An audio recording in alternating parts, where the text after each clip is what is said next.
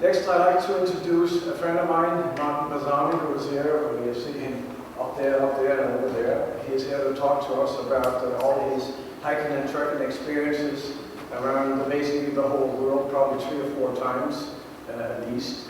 And about the book that he has put together, which is The Secrets of Aging Well, Get Outside, and he's a prime example of that. And we look forward to hearing Martin tell us all about how he does it and how you should maybe think about doing it too. So with that, Martin, come on up and show us your part.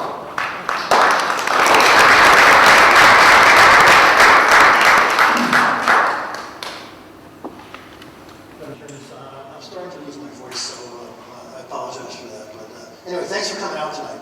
I really appreciate it. And I love talking to an audience of people who are, as Kel says, avid hikers. Because I also am an avid hiker. And what I'm going to do tonight is go through some of the lessons of the book, some of the stories of the book, but hopefully one of the things we'll cover are some things about hiking that you probably hadn't thought about, which make hiking rather special in a lot of ways. And let's get right into it. Just give a little background on me. I've worked in the fitness business for a really long time at some of the world's biggest fitness companies. Also, I've started a few fitness companies. So I know about fitness, but I also have been a mountaineer for 5 decades, been around the world on all 7 continents. And I like to say I've done 100 million uphill steps. And I'm starting to feel them like right now, but have done a lot of steps, so avid. But let's talk about hiking. It's the 4th most popular outdoor activity right now, after running, fishing, and biking. And I'm going to bet that since COVID, it's now in 3rd place above fishing. 60 million people have hit the trails, up from 30 million in 2006. So it's doubled. And that's why when you go to a trailhead, the parking lots are always filled. That's why when you go to the popular hiking places, the summits are covered in people on Saturdays. It's mobbed. But there's a lot of reasons for that, and it's got an incredible amount of implications, and we'll talk about some of them. But hiking is special, and a lot of people have recognized it, especially since COVID, when the gyms were closed. People needed to do something, and people really needed to get outside. So we saw this incredible resurgence. But I want to talk about something behind the reason I wrote the book, and what makes hiking so special, and that is the idea that you can radically improve the trajectory of the way you age. You can proactively take charge of the way you age. The chart on the left shows physical decline. The chart on the right is cognitive decline. In both cases, line A and line B show the difference between excellent aging and accelerated aging. In the case of the physical decline, what we want to do is we want to be on line A. In the case of cognitive decline, we also want to be on line A. And the way to proactively take charge of the way you age is really one word: exercise. But the best exercise you can do for that is actually hiking. And I call hiking the fountain of youth for that reason. We're going to talk about the science behind that and why I believe that to be the case. By the way, let me get a read for the audience. I take it everybody in here is pretty much a hiker, right? I can see by the way you're dressed and also by the way where you live. So I'm talking to a group that pretty much buys into that premise already, I know. A few influences on the book. Maybe some of you know these influences. When I was very young, I was exposed to this book, Americans on Everest, which depicts the 1963 expedition to Mount Everest, first Americans to climb to the top. The first American was on the gentleman in the gray blazer. That's Jim Whittaker, and his twin brother Lou. I've had the opportunity to meet and hike with both of them on Mount Rainier. But the interesting thing about them is that Jim was actually the first national sales manager for REI and later became the CEO for REI. And his brother Lou is the founder of Rainier Mountaineering.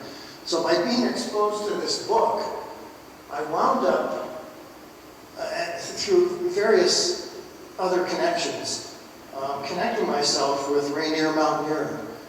Rainier Mountaineering is often thought of as one of the best training grounds for the world's best mountaineers. Almost all the Everest expeditions train there. They have about 50 guides, of which about 40 of them have been up Mount Everest multiple times. So I first climbed Rainier in 1986. And that's where I started. I call it, it was my education in mountaineering. I climbed with the best climbers in the world. I learned from them, and then I continued to do that over 5 decades. I think this picture's 40 years later, was this summer. I don't think there's much change. Do you think that's me 40 years later? I don't think there's much change. Anyway, we're going to talk a little bit about adjusting your goals as you age as well. And here's a case in point example. On the left, I was literally chomping at the bit to get to the top. On the right, about halfway up, I had it, and decided that was enough for the day. So you have to readjust as you put on the mileage. But another influence of the book was the Matterhorn.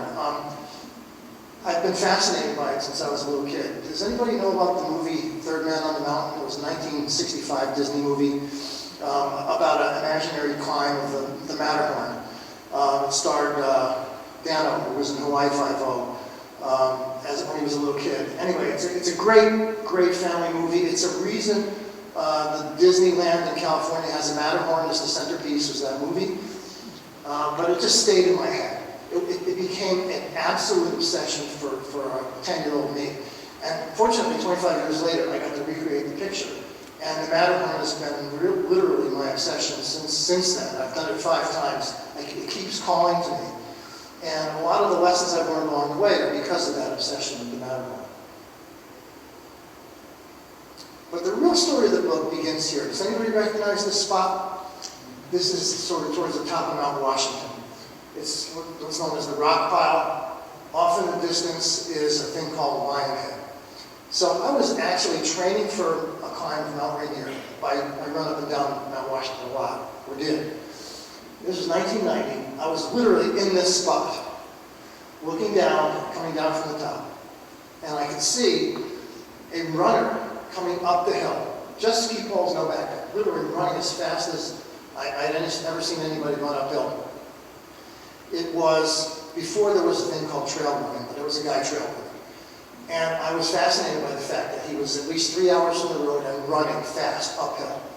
And he came up to me, and I stopped, and I'm looking at a 75-year-old guy.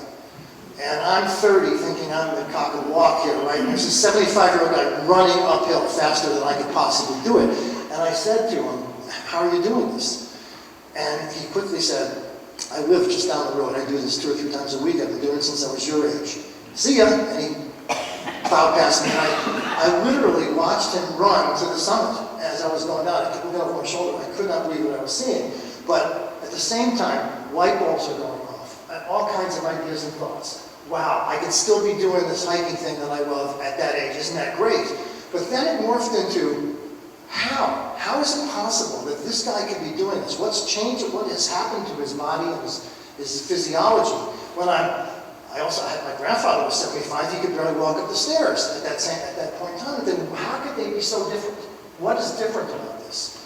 And that's the idea, the seed of the idea that led to this book, Secrets of GMALL, and the science of it. And when I started writing the book, I wanted to get some validation from other hikers. So I reached out to various Facebook groups, people I knew. Middle right there, you see there's Cal. Those people I reached out to. And I kept hearing, I interviewed 100 people, and I kept hearing common themes, which I'm sure you recognize there. Hiking made me fit, obviously. But then I got, hiking makes me young, which I was hoping to get. Hiking changed my life, I've never felt better. Hiking healed me. I was dumbfounded at how many people used hiking to recover from something serious in their life, whether it's emotional or physical. Heart surgery, cancer, breakups, just terrible things, but hiking healed people. And so I knew I was onto something. And we'll talk a little bit later about the pictures that people kept sending me, because there's a common theme to these pictures. They're all very joyous for obvious reasons. So I knew I was onto something. I mentioned I worked in the fitness business. And the question I often get is, why, if you want to stay fit, you want to stay young, why can't you just work out in the gym? Why do you have to go through all the trouble of hiking and going outside and taking risks and all that? The fact is, it's a different kind of fitness. I'm a gym rat myself, and a lot of people I know are, but what we're talking about with hiking, and the subtitle of the book is the kind of fitness you cannot get in a gym. It goes way beyond pure physical fitness. It goes beyond strength. It goes beyond stamina. There's other factors involved here that we're going to talk about. So gyms are great, but this is way beyond what a gym, hiking can do way more than a gym can do for you. And people are starting to see that. That's the growth in hiking. And so the rest of the talk is going to be what makes hiking so special. We're going to talk about the obvious things and maybe some of the things you've never thought of before. By the way, at any point, just ask questions. There's a Q&A at the end, and I've got some prepared questions, but if something is unclear, please do ask right now. I'll see if I can get it. So first of all is the idea of calorie burn. Hiking burns a lot of calories. All of us are interested in eating and staying trim, right? So burning calories is important. And it can burn a lot. So if you look at the top line, a flat treadmill or a flat hike burns 170 calories per hour for a 150-pound person. And that's walking kind of slow. 2 miles per hour is kind of slow. And it gradually goes up to the point where if you're carrying a pack, 30 pounds, on a steep incline, you can burn about 1,000 calories per hour. So benefit number one of hiking is it burns a lot of calories. If you go on a 4-hour hike, you're burning a lot of calories. That's a good thing, always good. That's the beginning, and that's pretty expected, right? But here's the thing. A mile has about 2,000 steps. However, not all steps are created equal. 99% of the walking that we do, you're on automatic pilot. You're not thinking about it. The ground is flat. Your brain doesn't have to even think about where your foot is going to be. You walk around, and that's great. You walk on a treadmill, you put on your headphones, you watch television. It's a flat surface. One step after another, you're zoning out. You can watch television. It's great. Your heart rate is elevated. It's a good thing. But the difference between predictable hiking and walking on a treadmill and hiking is drastic. When you're walking on uneven terrain, your brain and your body are doing a complex interplay in order to keep your balance. It's called dual tasking. Your eyes are making many movements to make sure the ground is where you're stepping is you're not going to trip. You need to understand how to propel yourself forward. These millions of micro calculations actually creates a dynamic in your brain that is really incredibly good for your brain. It stimulates a lot of brain cells. So, and it's called dual tasking. It's when you work your brain and your body at the same time. Very few things do that the way hiking does, and that's one of the amazing benefits. And we'll talk about physiologically what that does for you. Now, is there a question? So, aren't they a number of sports though that do that? I'm sorry? Aren't they a number of sports though that do that? Like horseback riding or? Well, horseback riding, you're not the one doing the running, right? Your heart rate doesn't get elevated as much as it does when you're walking. It gets a little bit, but it's not going up to 200 or 175. So it does it a little bit, but hiking does it really well. And the horse is the one that's keeping the balance, right? I mean, there are degrees of other things. My proposition is that hiking does it better than anything. There are other things that do it, but hiking does it as well as anything. So downhill. A lot of people think downhill is where you rest, but actually downhill is harder than uphill for a lot of people. And I think especially, you can see the heads nodding, as you age, you really feel it, right? You're using 3 times more energy, you're using different muscles, you're using concentric muscle contraction when you're going uphill, it's eccentric when it's downhill, so you're engaging new muscles, you're building core strength. But the interesting thing about it is it requires heightened focus and balance. Again, your brain has to watch where every step is to prevent you from falling forward on your face. That is actually a brain workout. That process of not falling gives you intense brain stimulation. We're going to talk about why that's good in a second, because there's some interesting charts. The other thing about hiking is this thing called high-intensity interval training. The It's the best kind of exercise you can do for your heart. The red line is the readout from my heart monitor during a training hike I do. I walk up a 200-foot hill 8 times in a row. So the spikes are the uphill. The downhill is when the heart rate goes back down. Up, down, up, down, up, down. Heart rate exercise is like flexing the heart muscle. It's the best thing you can do for your heart muscle because the difference between your lowest heart rate and highest is a great thing if it's a big number. We'll talk about that in a second. So building heart rate variability gives you a very strong and resilient heart muscle. And hiking does that as well as anything. Now here's where the science gets interesting. When you get your heart rate into between 66 and 75% of max, your body starts to produce a hormone called BDNF. BDNF stands for brain-derived neurotrophic factor. That hormone starts flowing through your body and it goes up into your head and into your brain. It is actually the building blocks of new neurons. So the old adage that we heard when we were growing up is that you're born with a finite number of brain cells and you can't get any more. It's not true. You can rebuild brain cells by exercise. Exercise that gets your heart rate between 66 and 75% of max. And it's an easy number to calculate. Your max heart rate is 220 minus your age, roughly. So 220 if you're 66, 220 minus 66 is 154. 75% of that is 115. So if you're 66 and you're getting your heart rate pumping at 115, you are creating this hormone, BDNF, that is flowing through your body and strengthening your brain. It's the building block for new neurons. Now, what you do with that is an interesting thing. We'll talk about that for a second. But science is showing that there's this really interesting interplay between your heart and your brain. Stronger heart means better brain.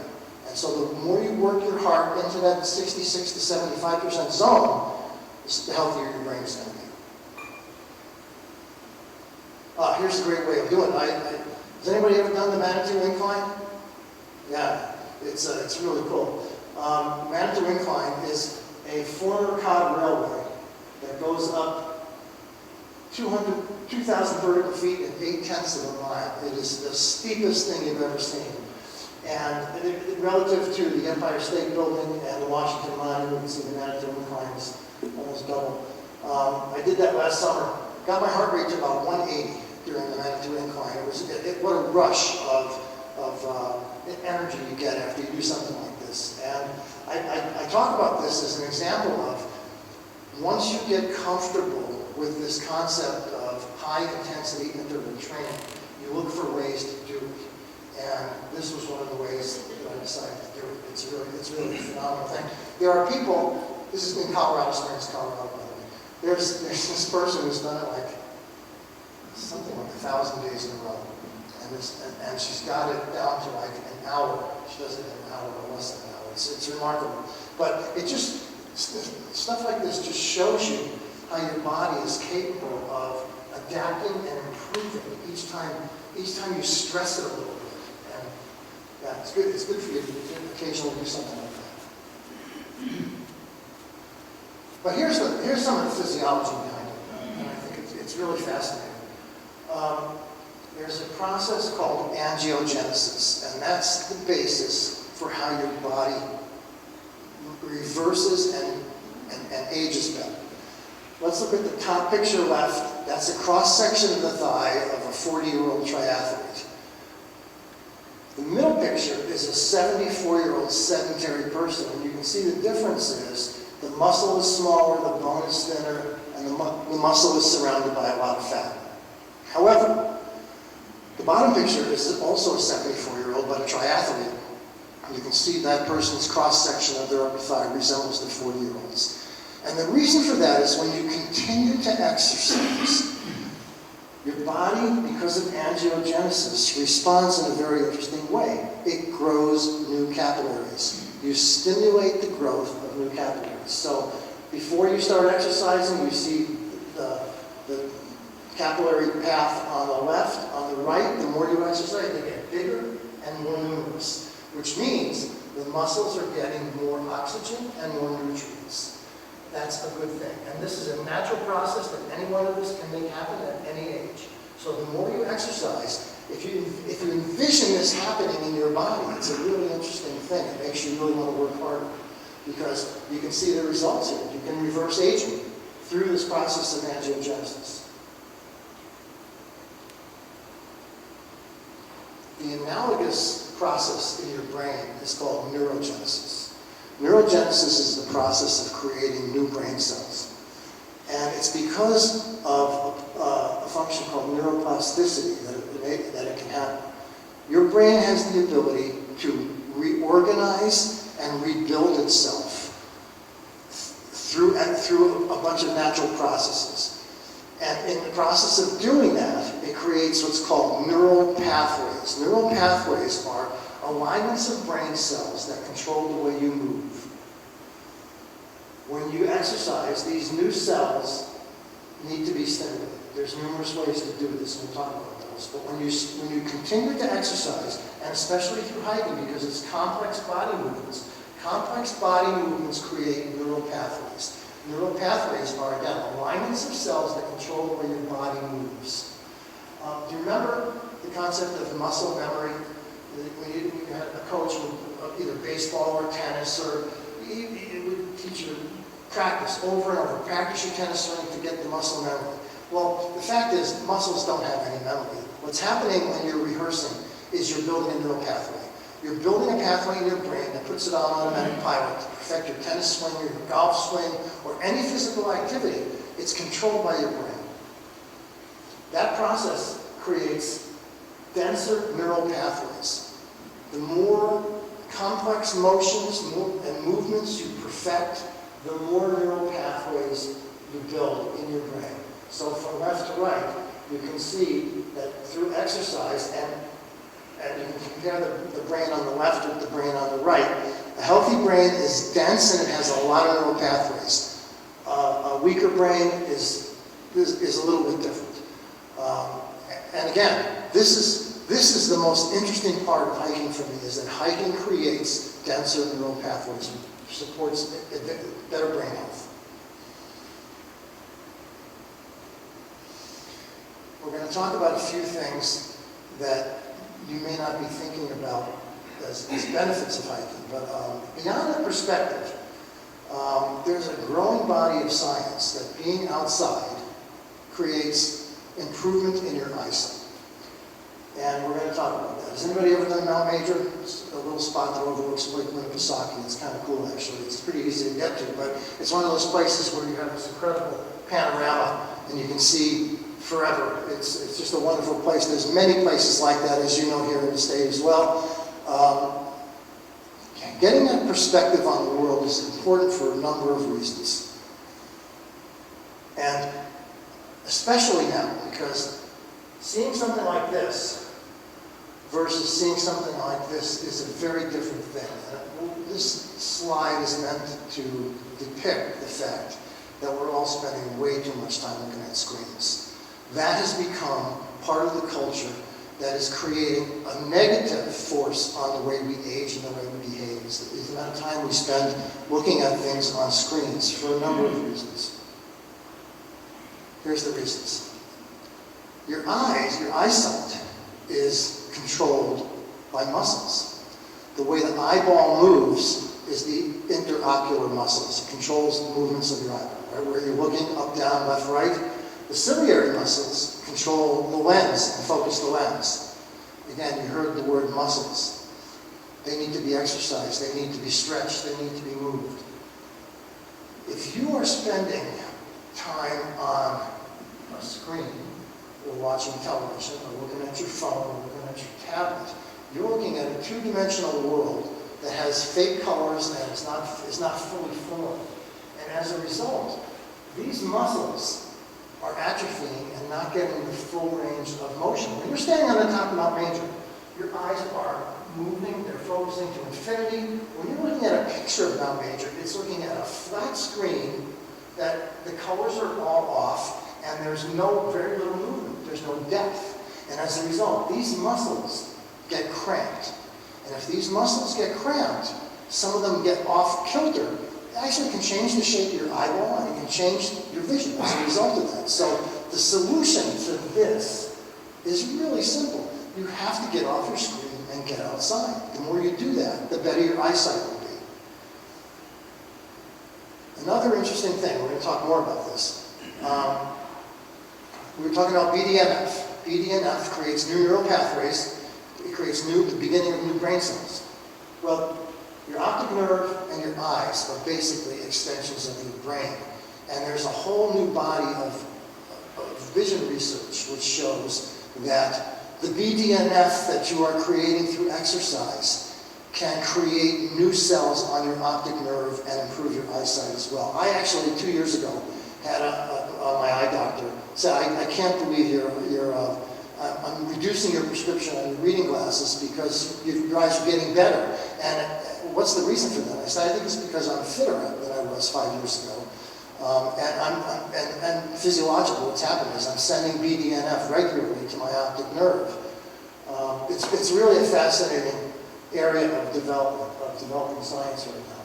But again, we need to get off the screens and start looking at the colors and the depth of nature. We need to do that. There's actually now, if you didn't know, an incredible uptick in myopia. Screen tech has infiltrated our lives dramatically in the way we use in just a short amount of time. Myopia on the rise.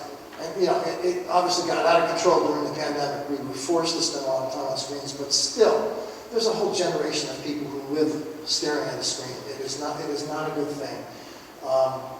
And the American Journal of Ophthalmology and the Journal of Progress in Retinitis Research, they're all on it, and the cure is get outside. Limited time outdoors is what's causing this. It's really become an epidemic. The other thing, and you probably better here than most places I talk at.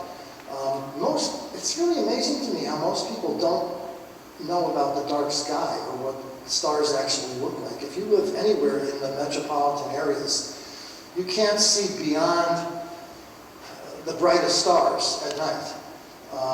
And looking at the dark sky does a lot of things for you. It allows your brain to expand. It allows your eyesight to focus off to infinity. It relaxes you. It stimulates the brain cells and makes you more precise about the way you see. So not only is getting outside important, but looking at the dark sky is a really important part of keeping your brain and your body healthy. And it's really become, if there's something that's really disturbing, is that especially in the cities, kids just do not understand the dark sky, the night sky at all. And if you've ever been with someone who, for the first time, sees the dark sky in the middle of the night, it's pretty astonishing how overwhelmed they are, how bright the stars are. Again, these vistas, I seek them out. It's kind of my hobby, right? So I do go to places where I have that big view. That's Crater Lake. But believe it or not, they've actually now created a term for not getting outside enough. It's called nature deficit disorder, as you would guess. Technology changes in the past 2 decades have accelerated the disconnect from the natural world. It's not a good thing. What it contributes to is a diminished use of the senses, attention difficulties, obesity, higher rates of emotional and physical illnesses. Again, there's so many reasons why we need to spend more time outside. Anybody ever been to Crater Lake? Highly recommend it. It's really spectacular. Really spectacular. All right. Now, you don't have to go to Crater Lake or the Manitou Incline to experience any of this stuff. Literally, this is a place 15 minutes from my house in Connecticut. It's a big open hiking area. It's a field. It's a park. Tops Mead.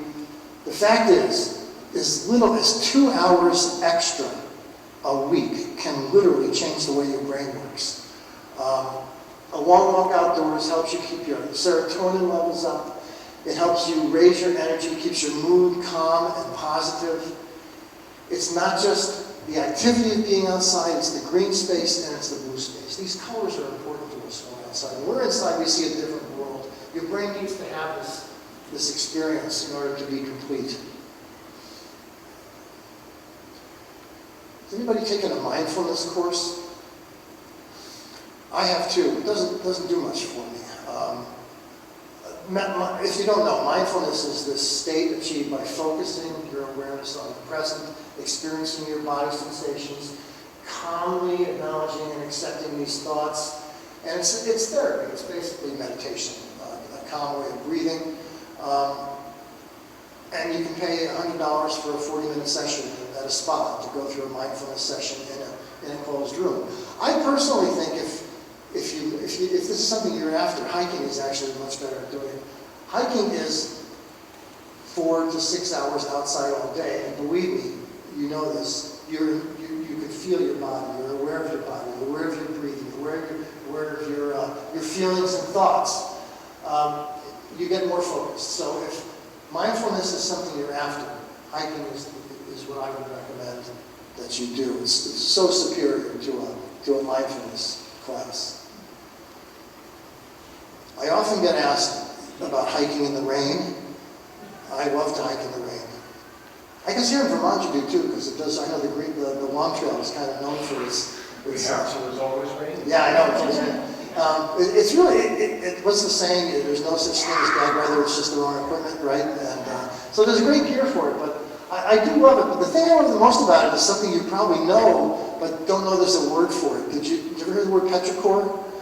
Petrichor is the smell of the ground and the air after it rains, and it kicks up bacteria in the ground and on the leaves, and you smell that special kind of the post-rain smell. The rain clears the air of dust, pollen, and microbes. You breathe better. It's a wonderful thing to hike in the rain if you haven't done it. And I always, not only do I have a pretty good rain suit, but you can see from this picture, I carry an umbrella. It creates this little zone of dryness around you. And this picture I took in the Flume in New Hampshire, I had the good fortune to be there during one of the heaviest rains I've ever seen, in the middle of a thunderstorm. And lightning, thunder, heavy rain, intense sensations. It was literally, I can't ever get it out. I can't get it out of my head. It's been so exciting. So again, hike in the rain. I think it's a good thing. And here, talking to people who know this already. Here in Vermont, right? Okay. Overcoming challenges. Who doesn't have challenges in their life, right?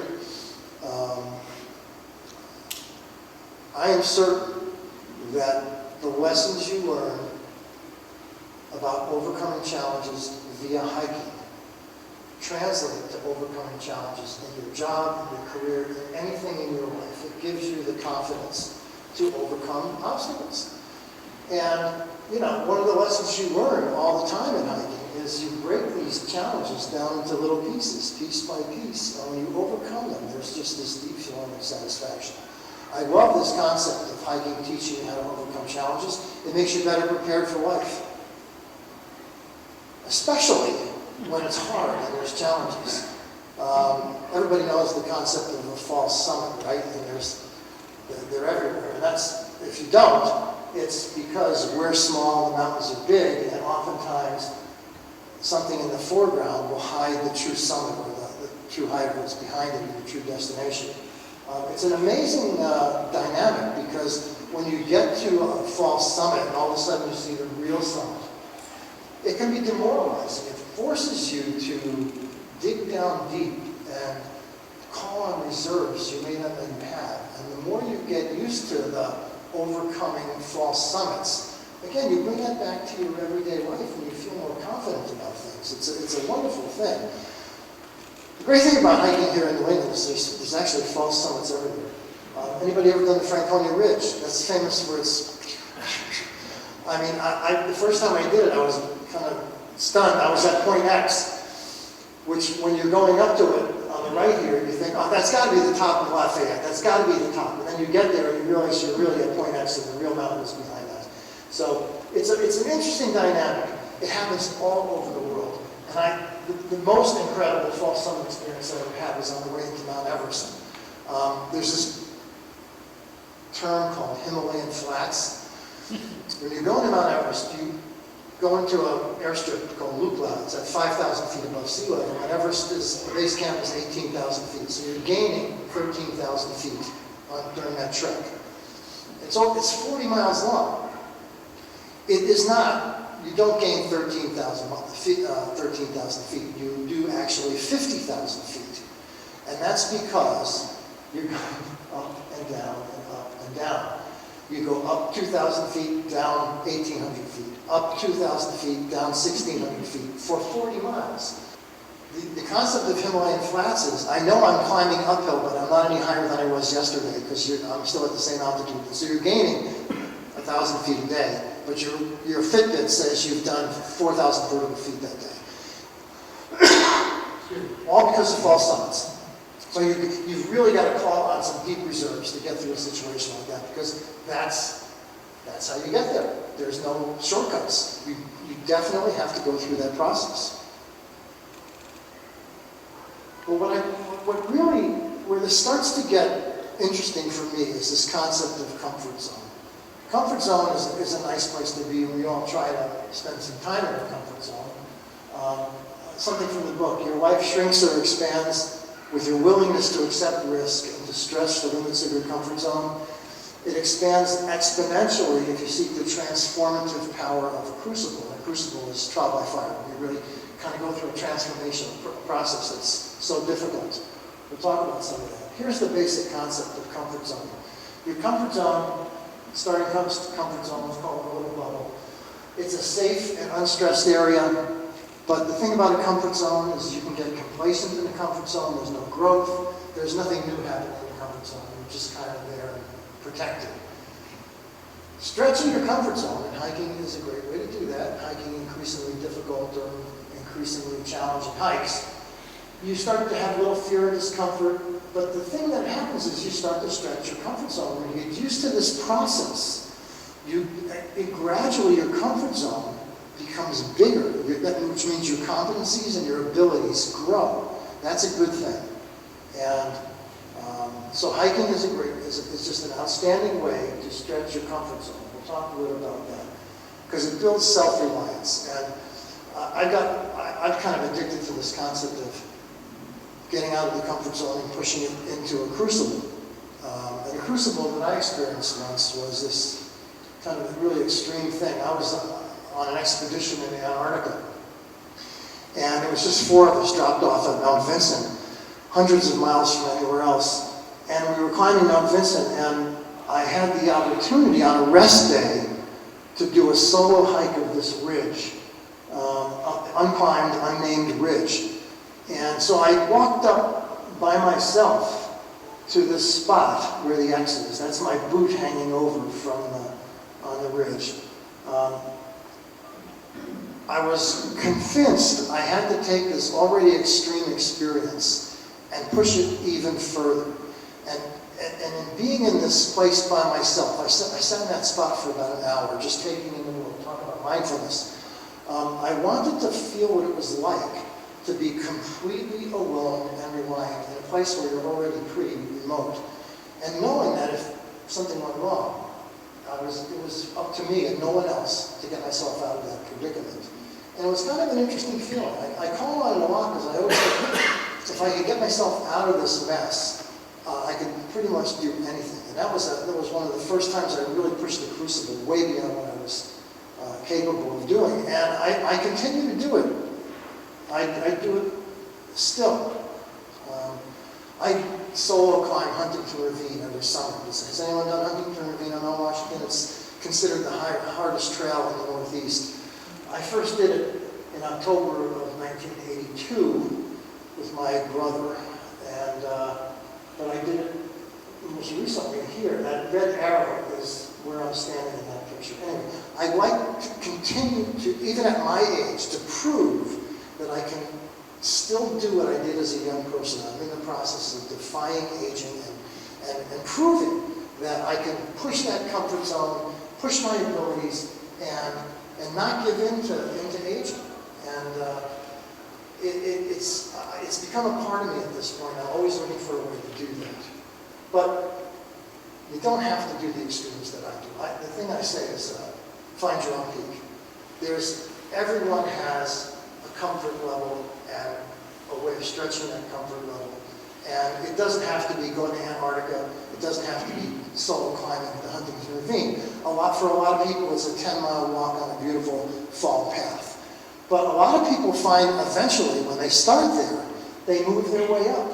I have a friend, this is Tony Wild from Colorado, who started walking paths, and in his 60s, he's now climbing 14ers in Colorado. So you have to find a level that's comfortable for you. But as long as you're outside, as long as you're getting your heart rate up, it's doing all what we talked about. It's building BDNF, it's helping your brain, it's keeping you fit, it's building your heart rate variability. You know that thing that happens on social media, the fear of missing out, when if you see your friends going on great vacations and doing things that you wish you were doing, it's called the fear of missing out. It's the twinge of anxiety you get from seeing your Facebook and Instagram friends posting about their lives. Well, I say forget about that. I implore people to go for the joy of being outside, the JOBO, which is get outside and enjoy yourself and forget what your friends are doing on social media. And the thing that really helped me coin this phrase, JOBO, was the fact that when I started asking people that I was interviewing for pictures, I kept getting this picture. This picture. The hand over the head celebration. And it truly shows the joy of being outside. Look at all those happy people. It was remarkable. I think 75% of the pictures I got were people who were just thrilled on their hike.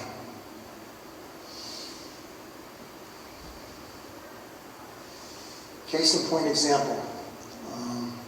Anybody have an Obermeyer ski jacket?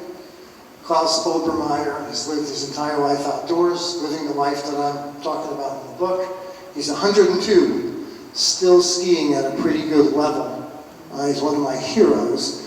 And he's kind of summarized my book pretty simply there. You have to keep exercising. Your health should be your number one priority. Your body carries your brain. If your body is healthy, your brain has a chance to be too. One of my heroes. I think he's somebody to look up to. Let's see if we can recap. You can proactively take charge of the way you age. You don't have to give in to aging. You can defy it. Hiking, I believe, is the fountain of youth. You can hike forever.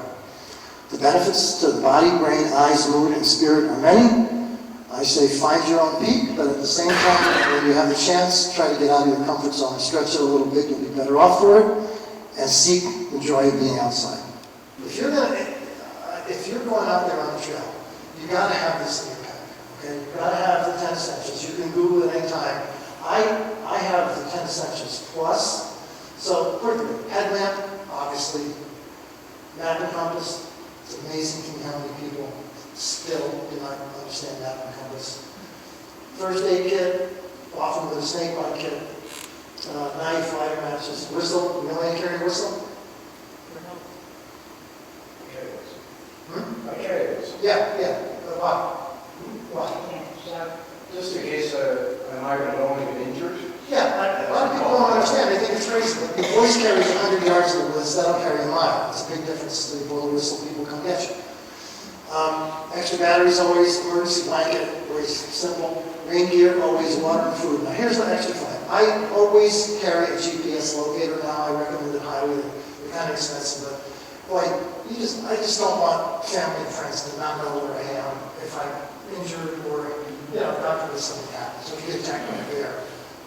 You want people to know where you are. And you also want to know where you are too sometimes. So I think the GPS locator is important. I grab everything duct tape because you just never know when you're going to blow out a sole on your shoe or something to break. It fixes it. Extra socks always for me because I hate stepping in puddles and I can move my socks. Paracord, you can tie everything, and I'm a big proponent of poles. We'll talk about that in a second, because I always get asked, should I use poles? I think everybody in this room is probably going to be okay with the idea that you have to do poles all the time. You get a younger crowd that think it's macho to have no poles, but is there anybody here who's anti-pole? Do I have to go into this? Oh, come on. All right, so here's the thing about poles. The stability and balance is important. It's less impact on aging joints, clearly, if you're using poles. It gives you uphill assistance on the big steps, you can pull yourself up.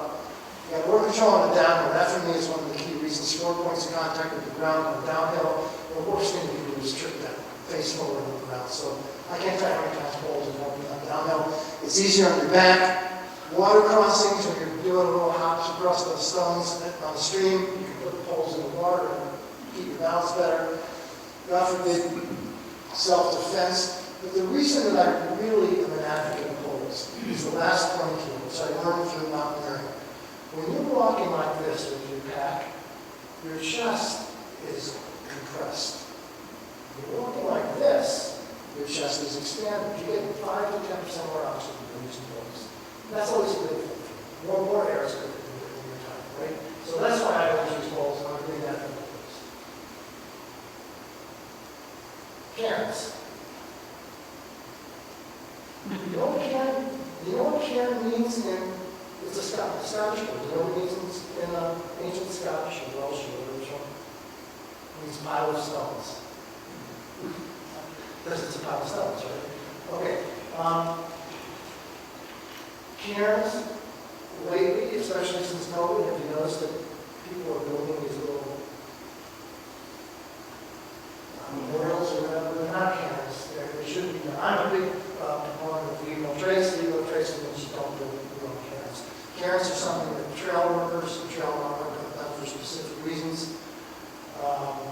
It's there for low visibility, outdoor winter health, to keep you on the trail, to service the trail. I'm really on the lookout for people who are building these little stones and leaving happiness rocks all over the trail. I think it's just litter. So anyway, for what it's worth, cairns built by the trail workers leave in place. This kind of stuff, I knock them over when I see. So, should I bring my kids? I get that one. Yeah, of course you should bring your kids. I brought my son everywhere in the world when he was a young kid. I got him rock climbing in Colorado when he was 7. I brought him to Kilimanjaro when he was 12. He's been around the world. Not only did it expand his thinking, but when he graduated college, he had the Appalachian Trail. And he's had 20 years of business experience now. Every single interview he's ever had, they talk about Kilimanjaro and hiking the Appalachian Trail. And that's why he always gets hired. It's these kind of things. The ability to have this off the resume stuff, off the career stuff is really important for kids. Yeah, so I say bring your kids whenever possible. Bring your grandchildren. I already started. My son here is now a father. And he took me to his daughter hiking last year up Mount Tomo in Oregon. And we're really excited about getting her another generation of hikers. Well, that's all my prepared questions. I'll answer any questions you have, or but for what it's worth, you can reach me at any of those places. The book is on Amazon. I think, and you said you had some for sale if someone wants something. Yes, there's several here.